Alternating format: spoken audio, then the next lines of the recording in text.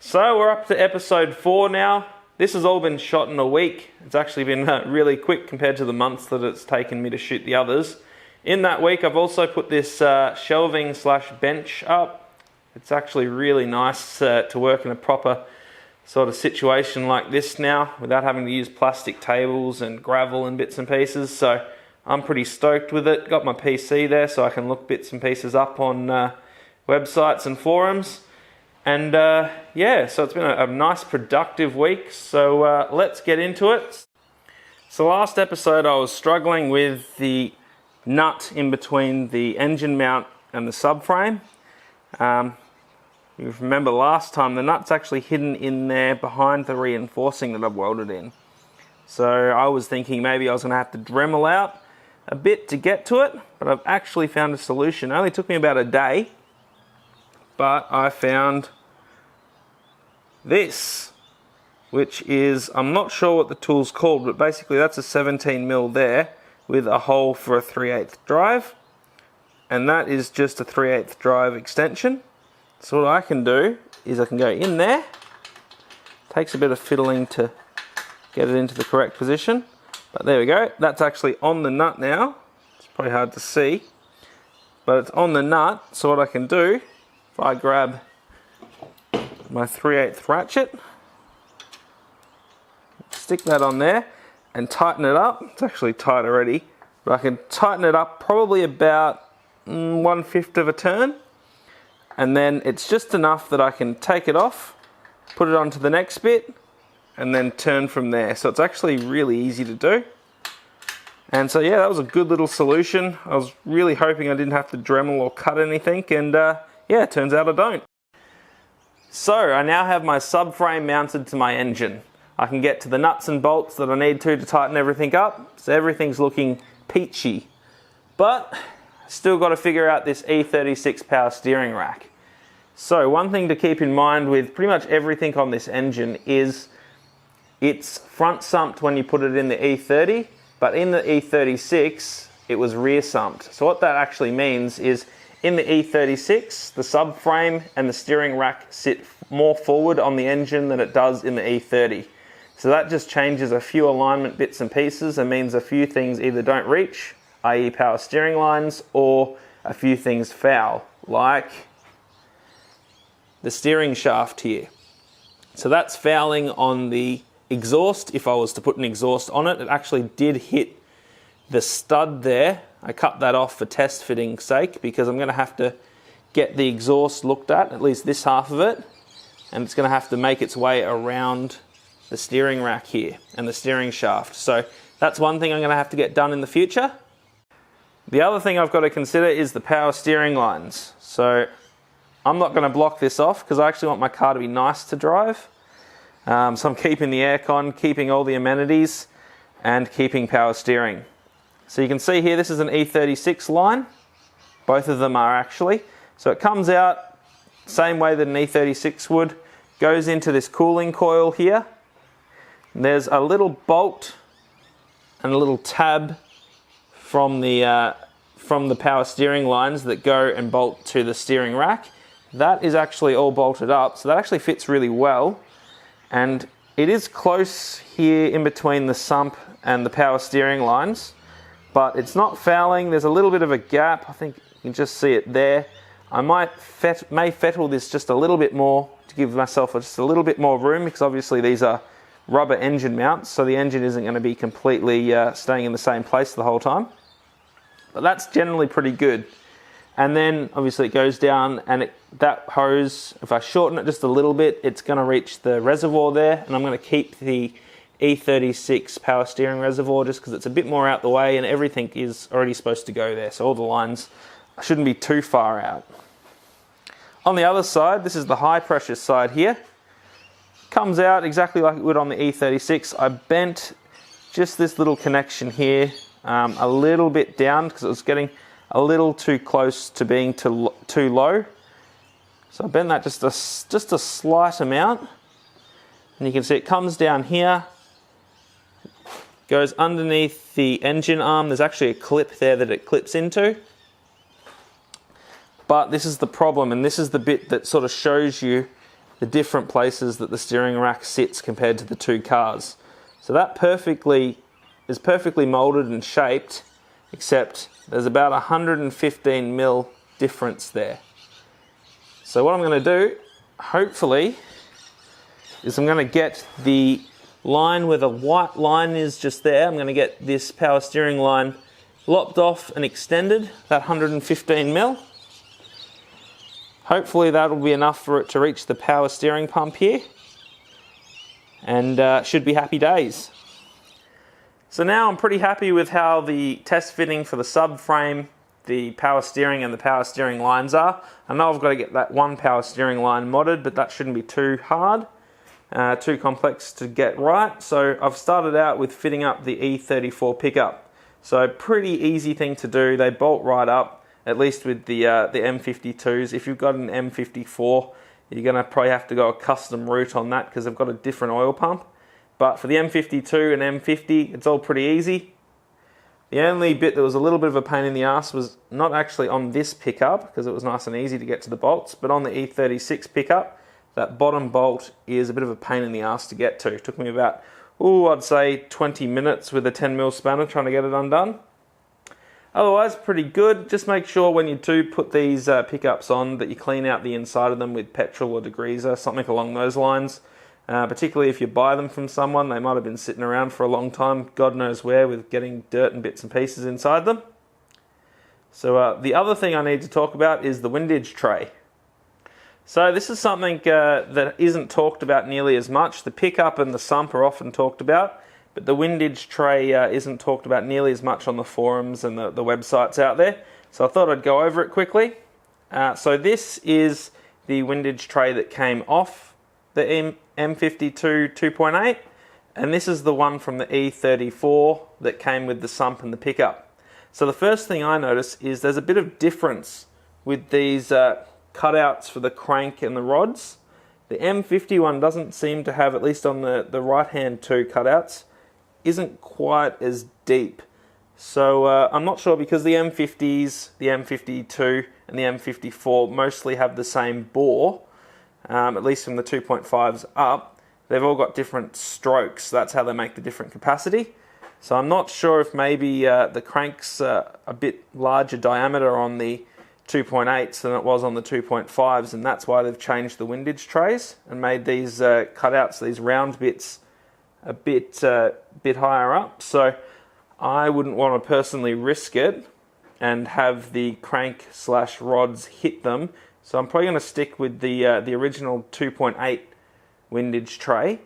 Now the only work that needs to be done here is I need to remove this bracket. So that bracket used to go to that part of the E36 pickup. Obviously it's not needed anymore.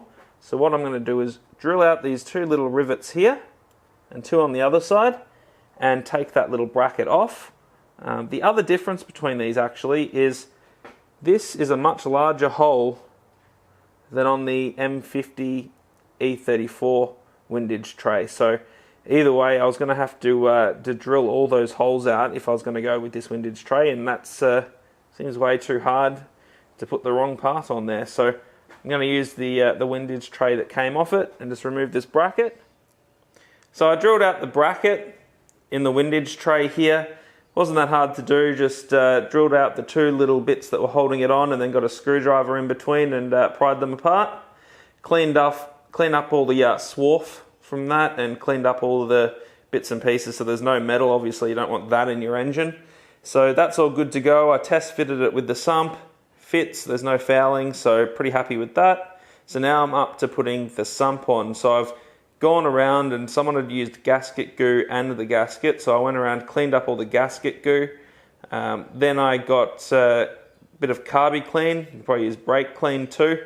Just went around and cleaned up, make sure there was no oil or gunk on the mating surfaces, because that's not going to help them stick together.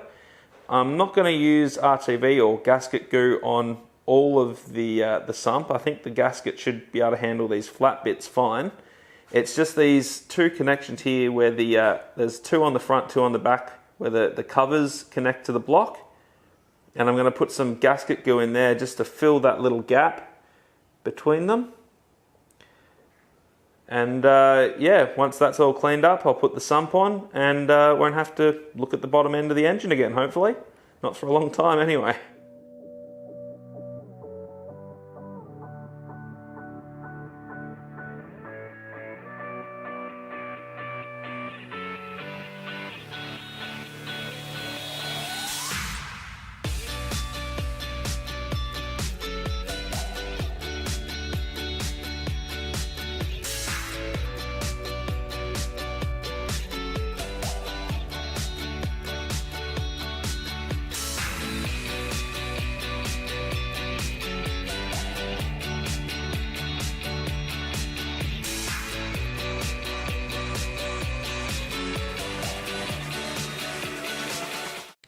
So sump's now on.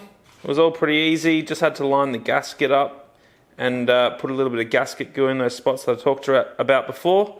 So that's all done. I whipped out the torque wrench and went around them, made sure they were all roughly the correct torques, just because I want to make sure that it's all balanced across the board. Being an alloy block, I don't want to go too tight and strip them out. So that's all done. These are the torque specs that I found online. So I didn't know what grade bolts were in mine, so I just went to 12 Newton meters because difference between 10 and 12 ain't that great, so it should be fine. And it was, so all good. Another bit ticked off the list. So the last thing sump related that I'm going to need to talk about, hopefully, is going to be the oil level sensor here. Some cars on the E34s came with oil level sensors, some didn't. With my kit though, I've noticed, obviously I got the sump and I also got this oil level sensor with it. But something that I've noticed is if you get this and go and put it on the engine, what happens is these threads are not anywhere near long enough. I can actually get it on there. So you can see that's sitting pretty well there, and there's not nearly enough thread to actually hold that on there properly. So I have a feeling somebody's got this oil level sensor and thought, yeah, I'll put that on there when they were collecting parts for the kit, and not realised that this sump is actually one that came just a blocking plate, a thin blocking plate, rather than this oil level sensor. So I'm going to have to go find a thin blocking plate, I guess, now off another car and put that on, because this ain't going to work. So something else I thought it might be worth mentioning for people that haven't had to do something like this on a BMW before is there's a great website called Real OEM. If you're looking to find a part number, then this is a fantastic website. That is the URL up there. So this basically gives you all the options. The thing you got to remember is E30, E36, E34 and a bunch of others are under classic category over in this corner here. But yeah, so it gives you all the different cars. You can select them. You select the body type, model, market, month, engine, transmission, steering side. You can choose all that and it collects all the bits and pieces you need, and then it gives you all the sort of categories here. So I'm actually looking for the sump. I just wanted to double check something regarding the sump. So you come in here and it gives you all the drawings, the exploded drawings. And yeah, and then it gives you part numbers here.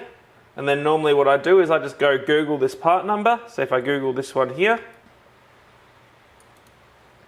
copy that out, go up the top and just Google that. Then normally, so you got ECS tuning, there'll be Turner Motorsport here, couple of others, Pelican parts, and yeah, so then you can just choose the website or the supplier that you'd prefer, and yeah, you can often get parts, all sorts of bits and things, like even O-rings, little gaskets. You can even buy the E34 sump straight out if you wanted to, if you were happy to pay probably $1,000. I think I'll pass on that one. But yeah, so you can use that website to find the part numbers, and once you find the part numbers, you can go to these websites and Also, they'll tell you if a part's ended. So if you can't buy it anymore, it'll be listed as ended. And yeah, you know that you can't get that anymore. So yeah, just something to keep in mind. Makes life a lot easier when you're looking for specific little parts, particularly gaskets and little boring bits like that. So the final part of the video today is just going to be about the wiring here. So you can see I pulled it all apart. It looks like a bit of a rat's nest, but I've got some cable ties and sort of used them to figure out where everything goes and not get it all in a bundle. So yeah, I've been having fun with that, cutting the Auto out. So I started out by cutting out the Auto computer plug here. And so I cut all those wires, and most of them led to this X20, which is for the Auto, I believe, that goes into the body loom there. So most of the wires went there. You can see how many of them there are.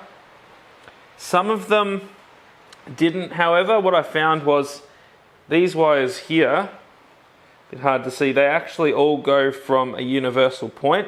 So I'm pretty sure these were all universal powers for different times for the power to come through. But when you follow them through, like you follow these red ones here, and they all go and join in there to a whole bunch of other wires. So I'm pretty sure they're all just universal powers that power up at different points and then go to the Auto computer, and then the Auto computer must send that power somewhere to a sensor or something along those lines. So those ones I should be able to just cut off at some point and tape them up so they don't short on anything. So that's nice and easy. The other thing I've noticed is if you see here, there's a big thick black bit of wire there, and it's actually got a whole heap of smaller ones inside it. And that did have me concerned for a little bit, because I noticed that that goes into this rubber bit here that goes under the intake manifold. But what I noticed today is that black bit goes through here and it comes out the other side is this one that loops around and it goes to this plug, and I'm pretty sure this is an Auto trans plug, because for one thing I can't find anything like this on the engine. The other thing is it's bloody long, so I'm pretty sure it's designed to plug in here somewhere onto the Auto trans. So I'm fairly sure when I pull this through, this is going to come out the other side, and that should solve all of that. So the only real ones I need to think about are these three wires here, which went between the engine's computer, or the DME, and the Auto computer. So what I'm going to do is I'm not 100% sure what needs to be powered, what doesn't. I'm going to leave these nice and long, let them sit in the sort of plastic area along the firewall so I can get to them easily. And if the car doesn't start, I'll start putting a bit more research in, power some up, and see if the car's willing to start. Of course, I'll tape them up in the meantime. But so that's my plan with the Auto. I don't think it should be too complex, and I should be able to put all this wiring back together. I got some special tape and bits and pieces to put it together, hopefully in a factory-ish way. So yeah, that's the last thing I need to worry about for the moment. So that's another episode down with old mate here. Next time, I think I'll start cutting up the X20 plug, start fitting it for the C101 plug, put the extra wire in for the temp sensor to the cluster, maybe get some bits and pieces powder coated, change some hoses and some seals, bit of preventative maintenance. Other than that, I'm not actually sure what I need to do. So I'm going to go take a look at that. So I'll see you next time.